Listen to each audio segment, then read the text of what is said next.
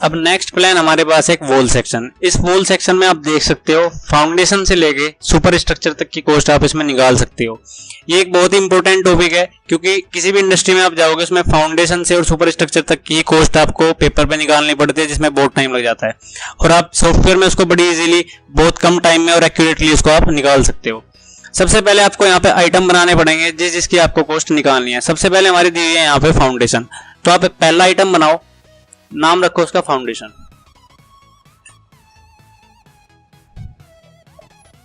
अब बात आती है टाइप की।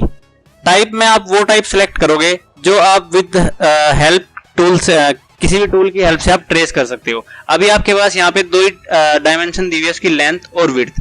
आपको उसकी डेप्थ नहीं पता कितने मीटर वो लंबी वॉल है, तो इसके लिए आपको यहाँ पे टाइप में सिर्फ एरिया ही सिलेक्ट करना है। अगर आपने वॉल्यूम सिलेक्ट कर दिया तो आपका गलत हो जाएगा क्योंकि आप थर्ड डायमेंशन डाल नहीं पाओगे।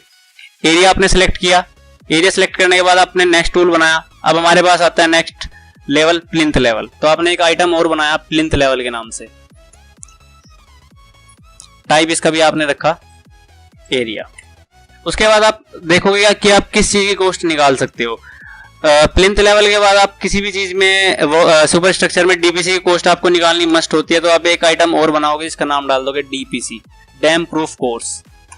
ये आपकी यूज होती है ताकि आपके बिल्डिंग में डैम्पनेस ना है। इसका भी टाइप आप रखोगे, ठीक है जी। उसके बाद नेक्स्ट आपका आइटम बनेगा। अब आपके पास क्या आ जाती है, सुपर स्ट्रक्चर आ जाती है। सुपर स्ट्रक्चर का आपको एक आइटम बनाना है,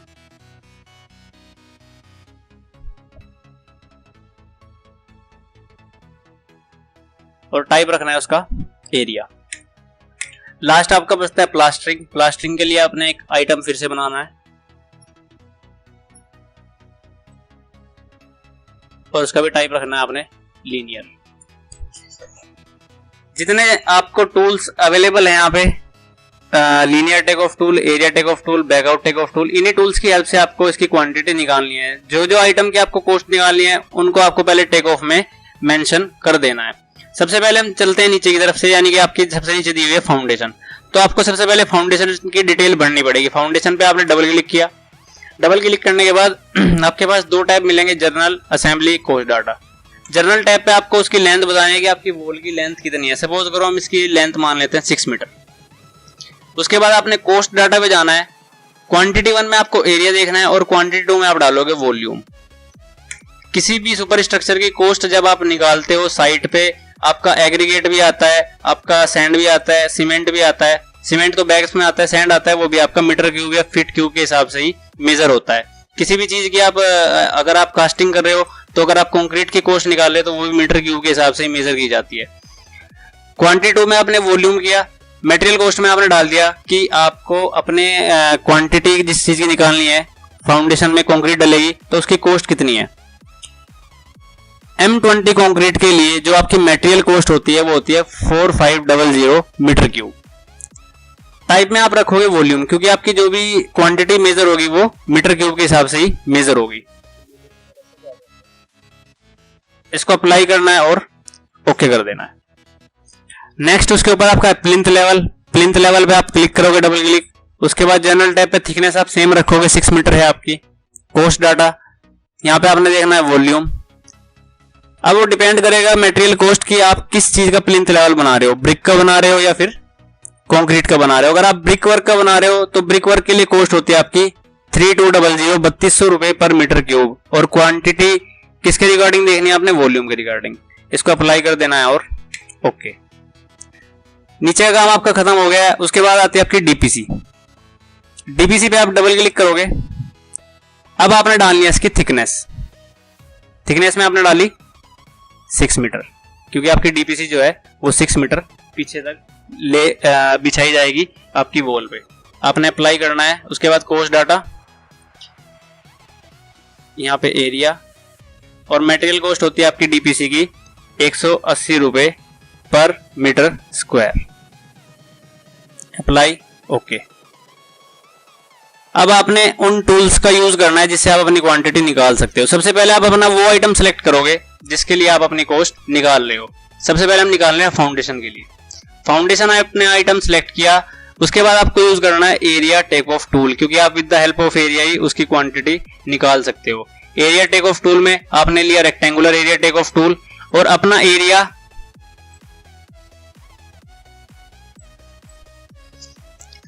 किसी भी चीज की, किसी भी ड्राइंग की अगर आपको कॉस्ट निकालनी है, सबसे पहले आपको उसकी यूनिट भी सेट करनी पड़ेगी।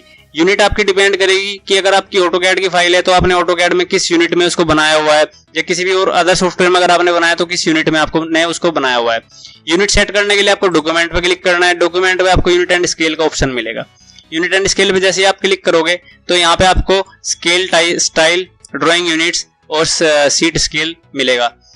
स्केल स्टाइल में आप वो यूनिट सिलेक्ट करोगे जिसमें आपकी ड्राइंग बनी हुई है। ड्राइंग यूनिट्स में सेंटीमीटर में आपकी ड्राइंग बनी हुई है, मिलीमीटर में या फिर मीटर में, वो टाइप आप सिलेक्ट कर दोगे। सीट स्केल होता है आपका स्केल की दूसरे सॉफ्टवेयर में उसका स्केल क्या था और इस सॉफ्टवेयर में उसका स्केल क्या है, तो आप यहाँ पे पब्लिश कर दोगे, वो अपने आप ही उसको सेट कर देगा। Apply, okay.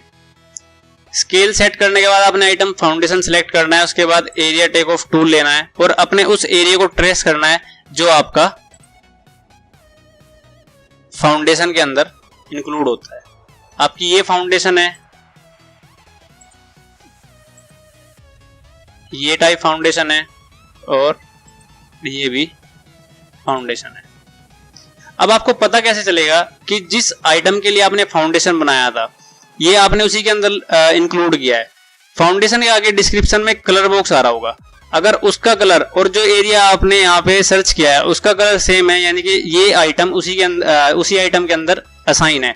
अगर आपका कलर डिफरेंस आ जाता है तो यानी कि आपने कुछ ना कुछ गलती की है, उसको आप दोबारा से फिर से चेक करो और दोबारा से उन टूल्स की यूज से उसका आप एरिया, वॉल्यूम और उसकी क्वांटिटी निकाल सकते हो। उसके बाद आपने उनकी टोटल कॉस्ट और क्वांटिटी 2 देखनी है तो वर्कबुक में आओगे, क्वांटिटी 1 के आगे राइट क्लिक करोगे, यहाँ पे देखो आप क्वांटिटी 2, आपके यहाँ पे उसका वॉल्यूम आ गया है 2.764 मीटर क्यूब।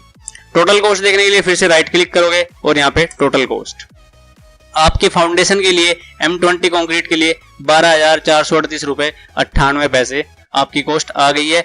एक्चुअल कॉस्ट में अगर आप मैनुअली निकाल रहे हो और सॉफ्टवेयर की कॉस्ट में थोड़ा बहुत डिफरेंस आएगा, क्योंकि आपकी कैलकुलेशन और सॉफ्टवेयर की कैलकुलेशन में डिफरेंस है। आप 2 डेसिमल तक अपनी कैलकुलेशन करोगे और सॉफ्टवेयर आपकी जितने भी उसमें डिजिट दी हुई है वो सबको मल्टीप्लीकेशन में करेगा। इस वजह से आपका 10 से 5 रुपए का कोई भी एरर आ सकता है। अब फाउंडेशन के बाद आपका आता है प्लिंथ लेवल। प्लिंथ लेवल की कॉस्ट निकालने के लिए फिर से आपने प्लिंथ लेवल पे डबल क्लिक करना है। उसकी thickness, cost data fill up करने के बाद प्लिंथ लेवल को सिलेक्ट करना है और एरिया टेक ऑफ टूल में rectangular area take off tool और जो एरिया आपका प्लिंथ लेवल के अंडर आता है उसको आपको ट्रेस कर लेना है। ट्रेस करते ही वर्कबुक में एक आइटम ऑटोमेटिकली ऐड हो जाएगा और उसकी कॉस्ट भी आपकी साथ साथ आ जाएगी, क्योंकि आपने प्लिंथ लेवल के अंदर उसकी जितनी भी वैल्यूज थी वो फिलअप कर दी है। उसके बाद आता है आपका डीपीसी। डीपीसी आपकी सिर्फ एक लेयर में बिछाई जाती है, इसलिए आपकी लीनियर टेक ऑफ टूल में इसको मेजर किया जा सकता है। तो डीपीसी को आपको सिलेक्ट करना है। डीपीसी को सिलेक्ट करने के बाद आपको लेना है linear take off tool. Linear take off tool लेने के बाद जैसे ही आप किसी लाइन पे क्लिक करोगे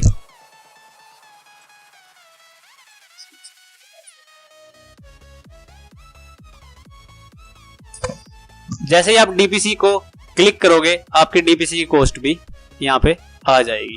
डीपीसी की कॉस्ट के बाद अब आपने निकालनी है सुपर स्ट्रक्चर। सुपर स्ट्रक्चर में आ जाएगा आपका ब्रिक वर्क और प्लास्टरिंग। सबसे पहले आप ब्रिक वर्क की कॉस्ट और उसकी लेंथ डालोगे।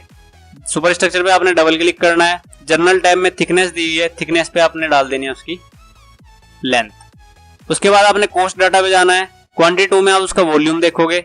मटेरियल कॉस्ट में अब डिपेंड करता है कि आप किस क्लास की ब्रिक यूज कर रहे हो। अगर आप क्लास ए की ब्रिक यूज कर रहे हो तो उसको पर मीटर क्यूब में बनाने में खर्चा आता है 3200 रुपए पर मीटर क्यूब।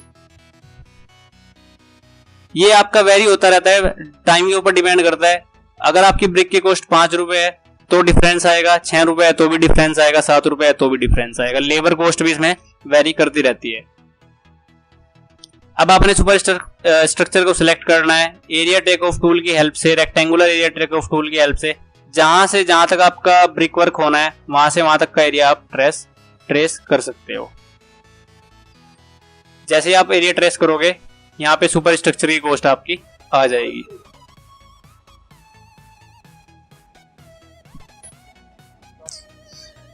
आपकी लगभग सुपर स्ट्रक्चर की पूरी कॉस्ट निकल गई है। सिर्फ एक चीज की कॉस्ट रहती है, वो है आपकी प्लास्टरिंग। प्लास्टरिंग के ऊपर आप डबल क्लिक करोगे, हाइट में आप उसकी डाल दोगे 6 मीटर।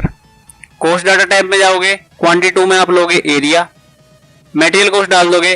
प्लास्टरिंग के लिए आपका खर्चा आता है 150 से 200 रुपए के बीच पर मीटर स्क्वायर। तो जितनी भी कॉस्ट आप जिस कंपनी में काम कर रहे हो उसी के रिगार्डिंग आप कॉस्ट डालोगे, और उसको किसके अकॉर्डिंग देखना चाहते हैं आप, एरिया के रिकॉर्डिंग देखना चाहते हो। Apply, okay.